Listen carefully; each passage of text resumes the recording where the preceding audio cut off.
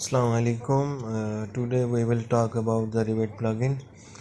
You can download lots of plugins. There are market which you can download it from various websites as well as from Autodesk site.